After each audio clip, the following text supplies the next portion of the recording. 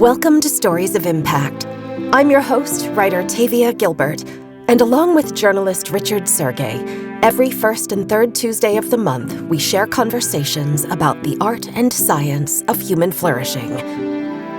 Over our last couple of episodes, we told the story of decades of positive transformation the nation of Rwanda has sustained since the catastrophic 1994 genocide against the Tutsis. We learned that Rwanda's peacemakers have for decades nurtured a culture of reconciliation and resilience, cultivating communities where citizens flourish. Deep healing and renewal like that can come only after conflict ends. It can't happen in the midst of war. In order for children, families, and elders to have a real chance to recover from trauma, in body and soul, violence has to cease. But the reality is today, hundreds of millions of people live in the midst of ongoing conflicts, and their mental and physical health are undermined by the indiscriminate brutality of wars that may not end anytime soon. Our guest today, Dr. Mark Jordans, is a professor of global mental health at the University of Amsterdam and King's College London, and director of research and development at War Child, which for 30 years has worked to care for children affected by wars. He is not waiting for peace, but instead is committed to doing everything he can to help children caught in the middle of violence cope with the crises they face. Here's Dr. Jordans. We're talking about 460 million children and more globally that are affected by armed conflict. 460 million is hard to grasp, but it's almost, just to give you a sense of it, it's almost 1 out of 10 children globally that are growing up in situations that are affected by conflict. But essentially what is 460 million is children that are growing up in context that can be qualified as civil wars, a war, or conflict. Within that group, there's a smaller number of 100 plus million that are really very close to high intensity conflict, and that's measured by the number of casualties that are happening in those areas. Dr. Jordans cites the reporting of organizations such as Safety Children International and the Heidelberg Institute for Conflict Studies, which meticulously counts the state of warfare in the world and its impact on an annual basis, and substantiates that astonishing number of children affected by war. Dr. Jordans' research is focused on answering the question, how do we still promote the mental health and reduce the impact of conflict and war on children's mental health? Children are suffering. Children are actually suffering from mental health problems at a scale that is much bigger than we thought before. And if there's anything that we can do to reduce that suffering is, I think, what makes me tick. But especially, I am keen to use research as a way to improve the care that children are receiving, and use research as a way to improve their mental health, to improve their well-being, and use that as a tool, as an instrument to improve their lives, even if it's a little bit. In January 2024, War Child officially added Alliance to its name to highlight the growing global partnerships united in the shared belief that no child should be a part of war, ever. So War Child is a non-governmental organization that operates in 14 countries, and in countries where war is actually now taking place or has taken place. So it's essentially a humanitarian organization and offering services in these 14 plus countries to improve the mental health, to address child protection concerns, to improve the education settings. We know that because of conflict, education is interrupted or the quality is deteriorated of education. So we also want to intervene in that aspect of how conflict impacts well-being.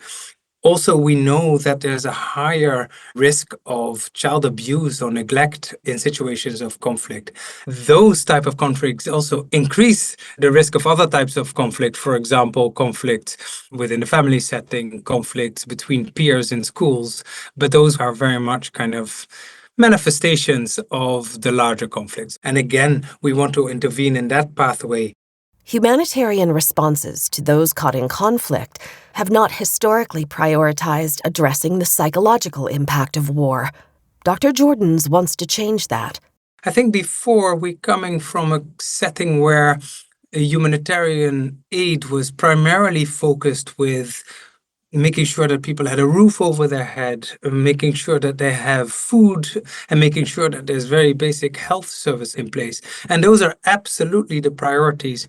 But what was essentially neglected for a long time is that there's also a lot of mental health suffering that goes along with these humanitarian contexts such as war, and that we need to address these for the well-being and development of children and equally of adults. I think it was for the longest time seen as kind of this luxury thing, like, that's something that you can get to, if you live in a high income setting and everything else is fine, then you can go to a psychotherapist and have the luxury of that being addressed. I don't think it was seen as something that was a primary need. I think it's a mistake to say we can only get to the mental health until those conditions and those needs are met. What is now being advocated and also being implemented more and more commonly is to say those mental health needs can and should be addressed simultaneously and as part of addressing issues such as nutrition, such as shelter and other issues. They're not distinct, they're not sequential, but actually part and parcel of what is considered to be adequate response in humanitarian settings. Tools developed by War Child are what Dr. Jordans refers to as intervention activities, and they're designed to promote and improve children's mental health and well-being. One such intervention is called Team Up, which is focused on themes like developing friendships, reducing stress, and dealing with fear. Team Up includes adapted versions of games like tag or relay, activities that make it easier for children to engage. Team Up is rather unique is that it's a largely non-verbal and largely movement-based intervention that aims ultimately to improve issues of social connectedness among children that are participating by improving the well-being of children participating. And it's doing that through games, through play activities, movement activities. So it's very much a very active way of engaging children. And they do that within Team Up in a very structured setting. So every session would have 3 parts with an opening, a middle, and a closure. And each part would have certain activities, movement activities or games or play activities that fit that open, middle, or closure part of the intervention. Part of the success of the Team Up intervention is that it involves both the mind and the body, and that it can be offered in a variety of locations. I think we've compartmentalized things far too much.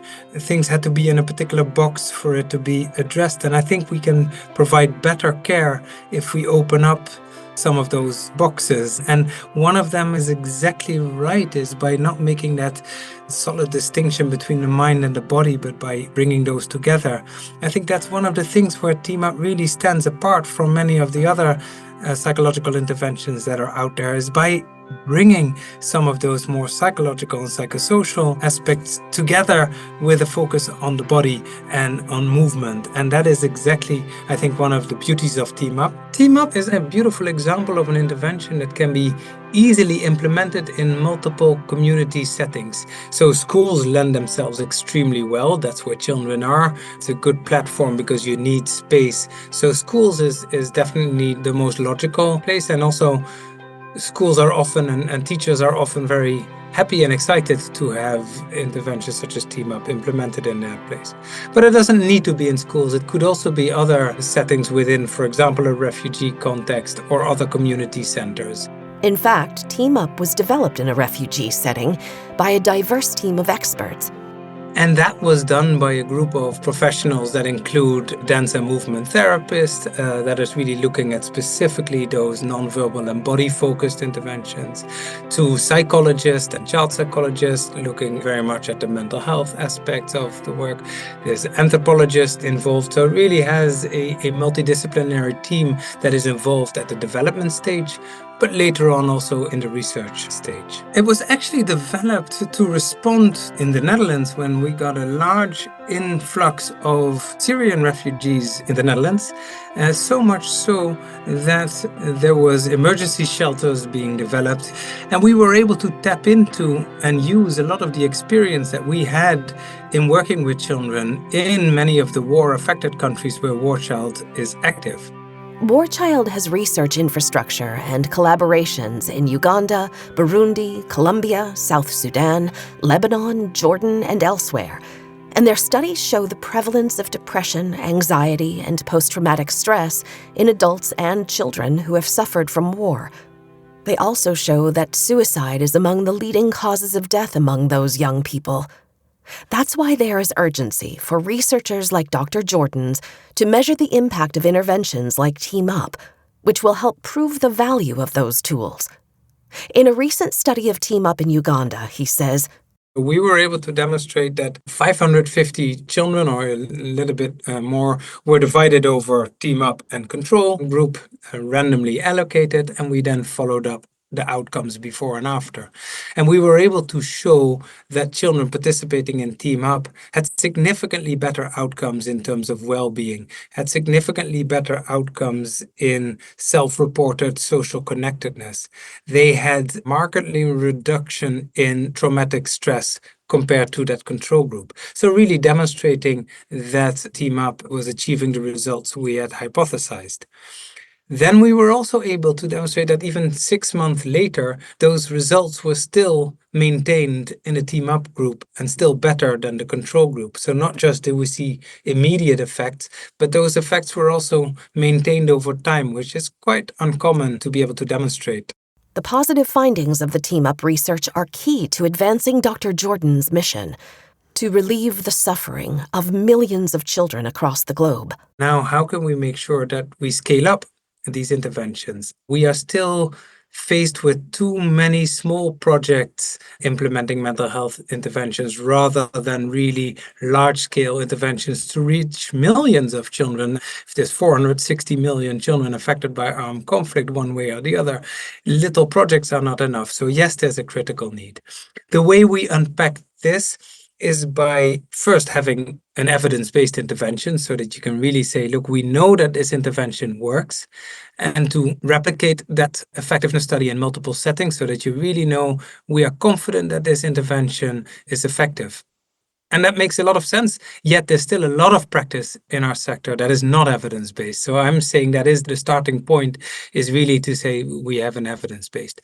But then we go on and we have now, as War Child, a whole department that has been started up to support this scaling of evidence-based intervention, because it really means developing partnerships with organizations that can take up this intervention to really make sure that there's sufficient guidance on how to implement this intervention, how to adapt it to new cultural context. How do you go about maintaining the quality of the intervention when it is implemented at scale? And how do you go about monitoring that quality and even using that monitoring of the quality to make changes when the quality is not enough? So that whole framework is being developed and used in order to implement and scale up interventions such as Team Up, which is now, for example, being implemented, I think, in over 26 countries as we speak. So it really is already being taken up quite widely.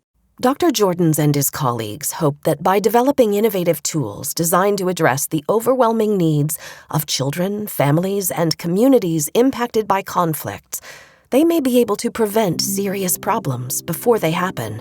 You have mental health treatments in order to reduce symptoms for children that have already developed something like depression or anxiety. On the other hand, you have mental health promotion, which is essentially aiming to improve positive aspects of mental health. And so, for example, by improving well-being or by improving friendships or increasing friendships and social connections. And The idea of what we call mental health promotion interventions is that you, by increasing those positive aspects of mental health, and thereby hopefully children do not even develop the mental health problems and conditions in the first place. And that becomes a buffer and a protection against the adversity that they're dealing with. However, the funding for any such interventions is lagging, says Dr. Jordans. When you speak to donors, when you speak to, when governments come together, there is the acknowledgement about the importance. There is now an annual summit, interministerial government summit on mental health globally. So it really is being discussed at quite high government and policy levels, but it's just not translating yet into large investments. So he offers another argument supporting the impact of this work. So suffering is one aspect, but also if you're looking at it from an economic point of view, there's been research that has demonstrated that the cost that mental health conditions have on society is enormous. So if you're able to address and treat mental health problems, it also pays back, and almost to a 1.4 ratio. So every dollar invested in mental health has a return of investment of $4 in the long term. So there's also an economic argument to be made for investing in people's mental health and children's mental health specifically. So it's very much reducing the suffering and even reducing mortality. If we want these generations that are growing up in conflict to be able to bounce back, to be resilient, their education needs to be as good as possible, even in those adverse contexts. And that's why we're focusing on education. Same with child protection and mental health. What is one way to scale the Team Up intervention tool? There is a scarcity of mental health professionals. So there's very few psychologists or trained social workers, and yet the need is even larger. So one way to address that problem is through something that we call task shifting or task sharing. And essentially that means that you're training non-specialists to take on the role and take on activities that might be reserved for mental health professionals in our context. So that means that you are training people that have no formal background or mental health training into delivering this intervention. Team Up is not War Child's only intervention.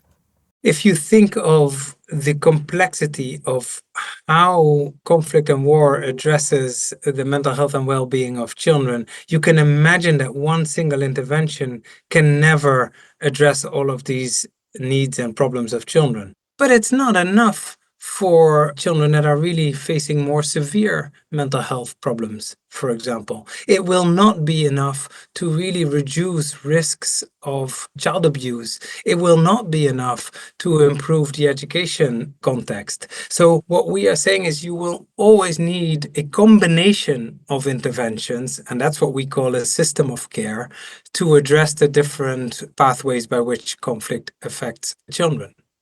Then there is that 20% of children that have more severe depression, for example, or maybe post-traumatic stress disorder or suicidal complaints. For that group, Team Up is not enough. So what we have done, for example, is developed a very simple tool by which teachers or Team Up facilitators can detect children that need more mental health care. So it's a very simple one-page tool that consists of vignettes and a few illustrations and 3 simple questions that allow community gatekeepers, such as teachers, to detect children that are in need of mental health care. Once these children are detected, they can be referred on and they can be encouraged to take up a next level of care. And that's basically an intervention that really does address the more severe emotional distress that children are facing, such as depression or anxiety. So this is an intervention that is called EASE, Early Adolescent Skills for Emotion. It's an intervention that is developed by the World Health Organization and that we collaborated on with the WHO on evaluating in Lebanon and in Jordan in order to demonstrate that it's effective in actually reducing those more severe mental health needs. But if they then go home to a context where the parents are very distressed, the parents are themselves dealing with the consequences of the adversity and conflict, then they're bound to relapse, to experience distress as a result of that home context. So we also need to work with the parents and the caregivers. So for that, we have developed an intervention called Be There that really works with the caregivers of children to support their well-being and to support their parenting practices.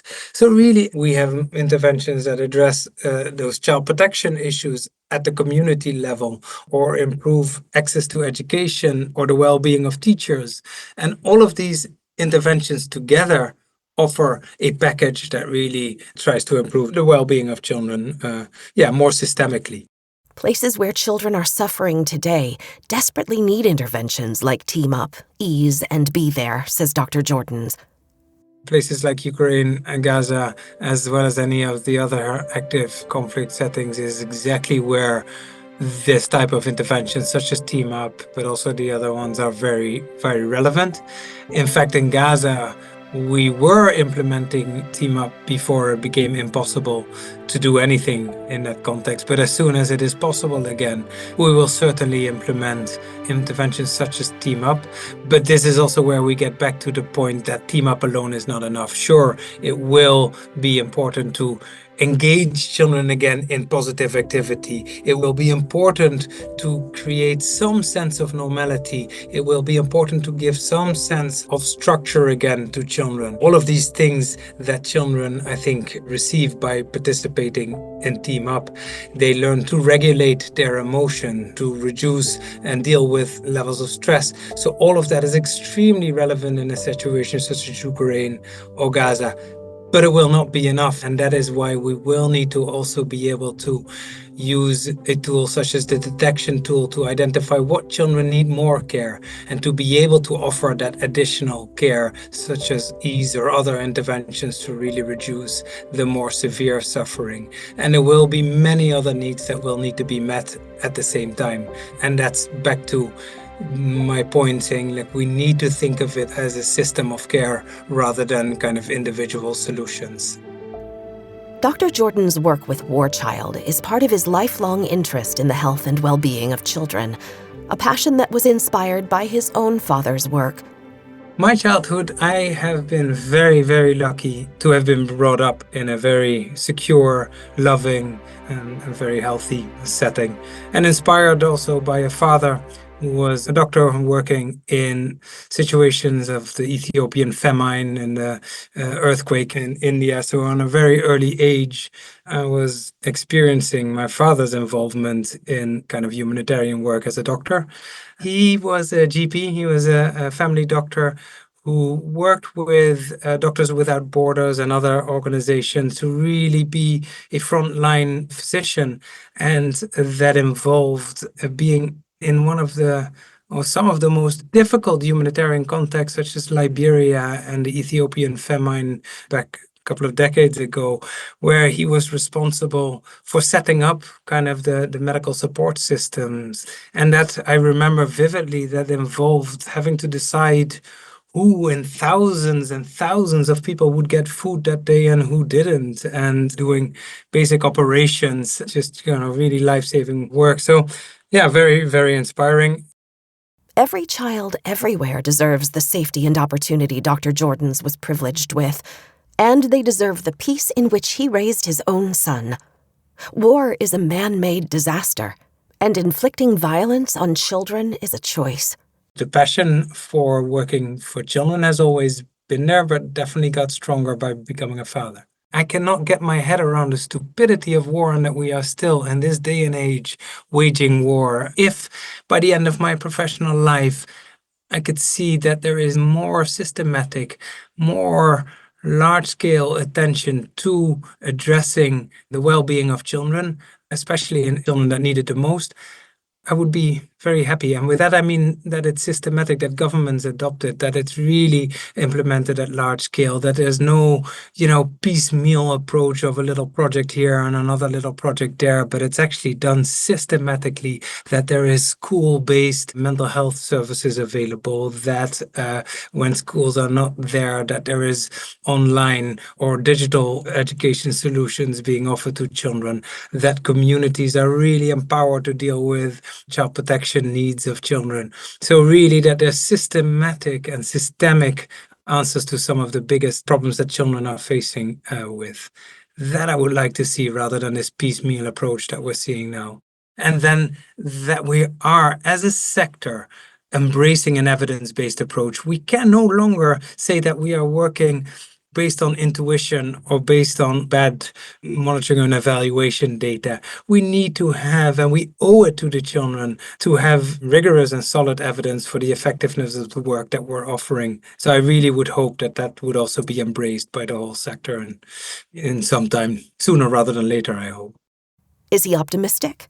I'm optimistic on two parts. I'm optimistic about the fact that mental health is getting more and more attention. We came from a place where it got very little attention and there was very little consensus around how to implement mental health and psychosocial support.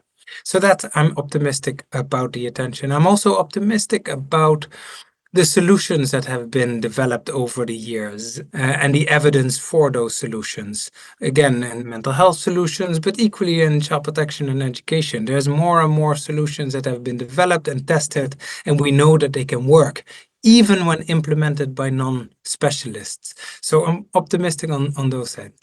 I'm a little bit more skeptical, not skeptical, but I think there's a lot more to be done still on the funding side. I think there's very few governments, very few philanthropic organizations or other donors that are willing to really invest big bucks into mental health. And whether that's the type of interventions that I mentioned or other work that is also going on about integrating mental health into primary healthcare settings or dealing with severe mental health problems. Whatever it is, I think there's still a lack of serious investment and funding being made available. I'm grateful for the commitment and expertise of researchers like Dr. Mark Jordan's, who are devoted to caring for children who need and deserve everything. If you're moved by this story, you can donate to War Child's work at warchild.net. And while we should urge our elected officials to end wars and conflicts, we can also push our governments to invest in mental health care treatments for those millions of people who have been impacted by violence. And we can work for peace, understanding, and reconciliation in our own communities and nations.